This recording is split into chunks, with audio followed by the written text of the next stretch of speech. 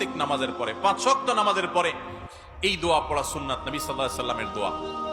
আল্লাহুম্মা আইন্নি আলা যিকরিকা ওয়া শুকরিক, আল্লাহ আমি যেন আপনার জিকির করতে পারি, আল্লাহ আমি যেন আপনার শুকর করতে পারি, আপনি আমাকে সাহায্য করেন। ওয়া হুসনে ইবাদাতিক, এবং আপনার ইবাদত যেন সুন্দরভাবে করতে পারি সেই তৌফিক দান করেন। এই দোয়াটা সবসময় পড়বেন। আল্লাহুম্মা আইন্নি আলা যিকরিকা ওয়া শুকরিকা ওয়া হুসনে ইবাদাতিক। আমার সাথে বলেন, আল্লাহুম্মা আইন্নি আলা যিকরিকা ওয়া শুকরিকা ওয়া হুসনে ইবাদাতিক। এর অর্থ হলো, আল্লাহ ও আল্লাহ আপনি আমাকে আপনার যেন জিকির করতে পারি, আপনার যেন শুকর করতে পারি, আপনার জন্য ভালোভাবে ইবাদত করতে পারি, সুন্দরভাবে যেন ইবাদত করতে পারি, আল্লাহ সেই তৌফিক দান করেন।